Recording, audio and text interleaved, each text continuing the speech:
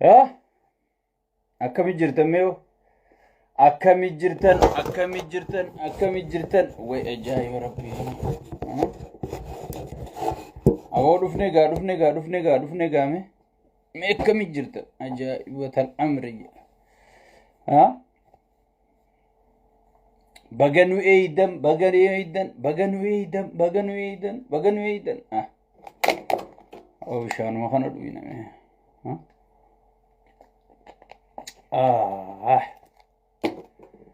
ها وعليكم السلام ورحمة الله وبركاته أكمل جرتن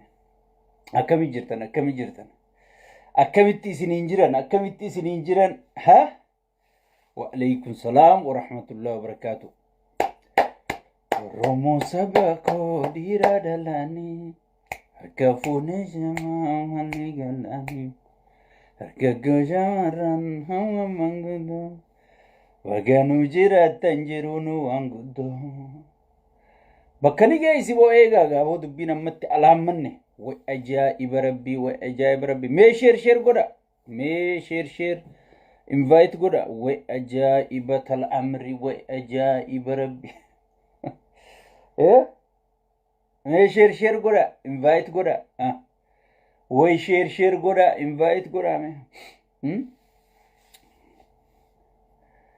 أشام جنة هركا والكبنا الريتكم ماتي نلكاني دفنا الرمو سبني خونيرا دلاني هركفوني شما ولي قلاني جي أمتا ولين قبساوا توري غرتي أمان غاغورو نسيني بيتين يتي نبيتني أما غاغورو سيني جنسي غلي خنيسو متائي ولين دايما خانا سيغلي أمان كن دفي غاغورو سيني أمان كن أجاسا تنتوليتي خنيسة خنا جيك أجتشو ولين غرتي غاغورو مدسيسو لوركي قبسو أورموتيس أما سيني سيغلي أمة درا ولين قبساو أمة درا وليفدو أمة درا وليندو أرى ولا جيسيسو جراية شو سيغلي شيطاني دافلوس خنا الرلي نياسوينا حالا يرو الرلي نياسوينا مالتو ديما جرا مالتو چيچي هاجرة جنيتيس نياسوينا وعليكم السلام ورحمة الله وبركاته يا أبو جارسن قررات شخين يتكون أركبوس كيست أبي بشان نوفي دوديم بحر نوفي دوديم وي بحر نوفي دوديم وي بحر دوفي كرتب مينيا چوكا باوا يعني قررنو بغيسن أديرو كرتب وانتي بحري سن ايسا خوته بحري دينگدا وي أبي بحر نوفي دوديم وي ماري نوفي دوديم أي بحر نوفي دوديم دفعت أمورا وان كان نورا زيلة تركني كان عصبي تركني كان أي يا وسخوت خنابو دا أبي وجين غرتي قشاشة خنا وجين نمني ديمو قشاشة تهي أفهمله خنغرتي فايدة نسان جرتو إسين invite غدا دا شير غدا جارسخي نمراتا تكو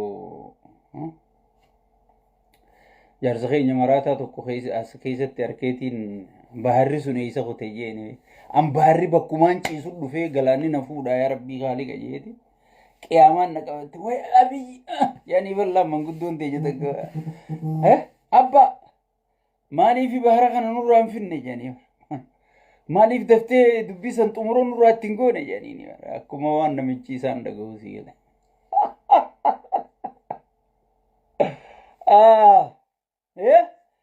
أبو بغنا جي أندوفتن غايس نندي مي شير غودا أنغا يسين سينتن جنيتي يسين بشنن سيسا جرا أكبي جرتن مي قبنرا كمي جرت شرطان أمريكان سينتي غاي شرطان نماري تسني بيتني تسعودي خيس نماري تسن وقت أمة أريها جرت يا رب نباس جنيتي دعاي غودا جرا شرطان أمريكا سلوفتي غا Diyaaspooraatu ijoollee biyya Arabaa tanatti beeyta wanta tanaaf rabbi diyaaspooraa shurxaatti fide sii galee. Tanaaf diyaaspooraa rabbi shurxaatti fide.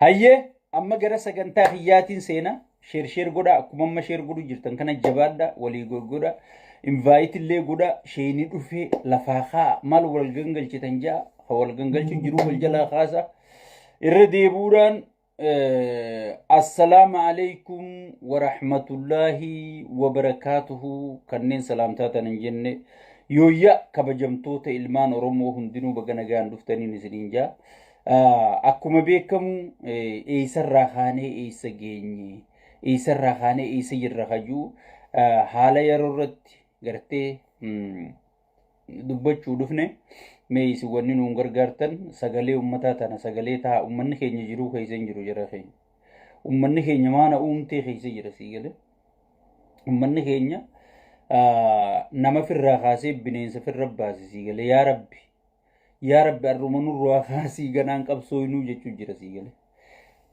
gafuu tikreen nu qabee tikree gafnee yaa rabbi bineensa gartee ka ilmoo nu jalaa fuudhee tanaawu ifi masruufa aanaa loltu juu dhufe yaa rabbii nu dhaqqabi jee ummanni keenya du'aa'ii godhu jira rabbiin du'aa isaanillee irraa haqee balu aamiin jenna. Akkuma beekamu jidduu kana ajandaa baay'ee deddeemaa jira. Ajandaan kun hundi maaliif ka'ee deemu jira jennee haalaallu gootichi keenya leencii shanyii taaddee birruu jaaltaayyee danda'a. hidhaa seenuun isaa ni yaadatama.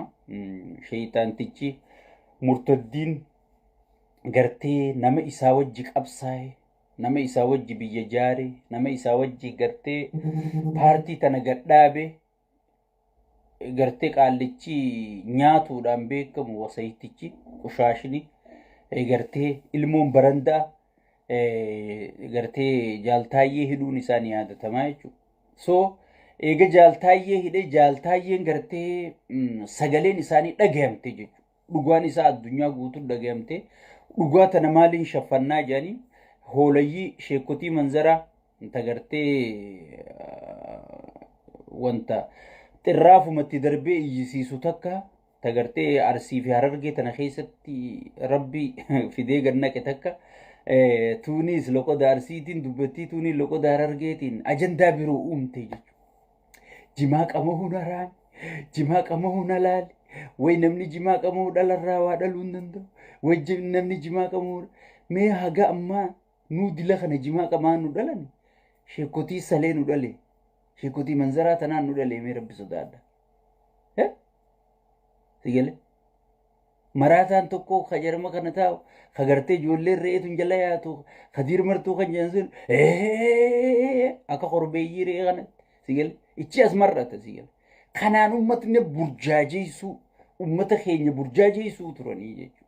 Kun hundi maaliif ta'e ajandaa gartee gootichi kun sagalee harkatee sabni kun gartee namni dhugaaf dubbatu namni dhugaaf dhaabbatu paartii tana keessa turuu kan dandeenye paartii tanaa wajji qabsaa'uun akka hin danda'amne qaallicha kanaa wajji dhugaan gartee akka hin jirre namni dhugaa qabu namicha kana wajji jiraachuun akka hin danda'amne sabni kun na jala naqqa'ee jira na jala baree jira dhaamsi taayyee sun bakka gahee jira wanni isinirra wal nyaattan hin jirtu ka wal isin nyaachisaa jiru daafloosi sheeyxaanticha dhiiga ilmaan keessanii dhugu jiru kana jee hayyichi kun dubbii namaa isaatiif hoggii uummanni gurra kennu eegalu sigale faarsee bulaa fi riphee ololaa kana lafaa kaasee jechuudha sigale. Amma gartee jimaa qamaa maarree qamaa mitirkishoon qabeena amma manzaraa guurattee asoriite sigale sheekotiin hiltantun sigale tadabbaa beeraa laaluudhaan beekamtutu dabbaa beeraa laalee maashaallah jaabar manzaraa kan akkana godhaa dhaabbate sigale qushaashni qushaasha deeggartu sigale qushaashotii tana gayyaaseeti Oromoo gartee hayyoonni keenya dhiigaaf lafeedhaan tokkummaan kun shinniga awwardi jennee wanni lafa kaaneef maal waan wanni qushaashni tullaayixee gartee ka qulqulleessuu danda'u caayaan tokkummaa, gaaddisni tokkummaa, odaan tokkummaa kan abbootiin keenya jalan nu yaamaa turte.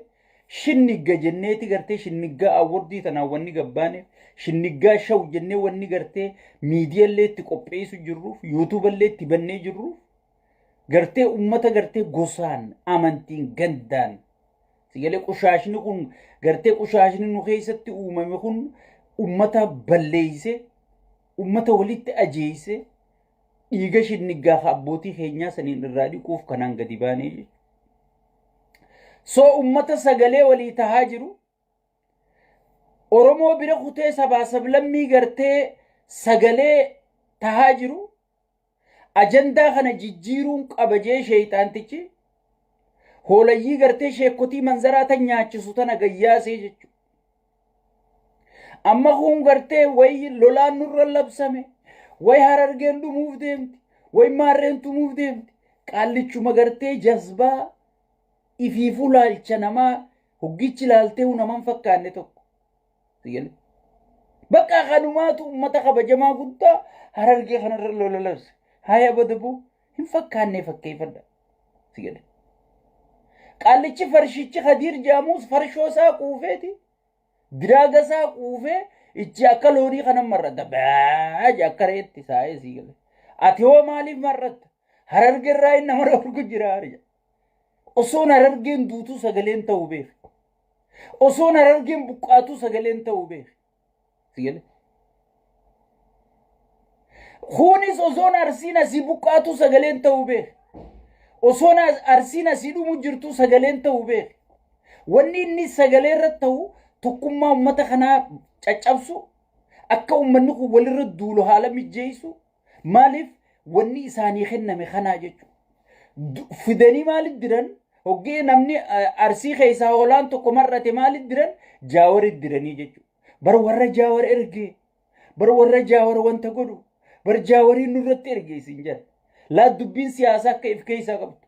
Jaawar nama afaan qabu nama ifii gabbahee dubbachuu danda'u.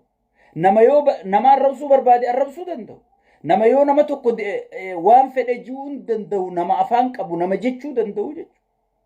Mee maaliif gartee waan ajjuuzaa namaa hin fakkaanne sigalee ta tartiibaa hin qabne ta ajandaa irraa kaaftee irra dhaabduu hin beekne kana ergatamee Jaawar fuudhanii Jaawarii waliin geessanii jechuudha.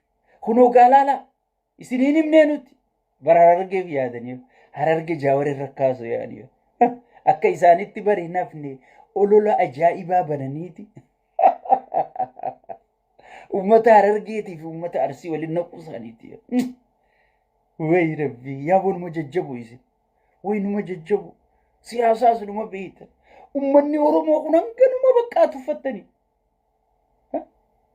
Ummata kabajamaa guddaa kana ummata gartee sheeyxaantichi mataa guddoo kunuu shawwaduu dadhabe. Nafxanyaa isin dhufu jira.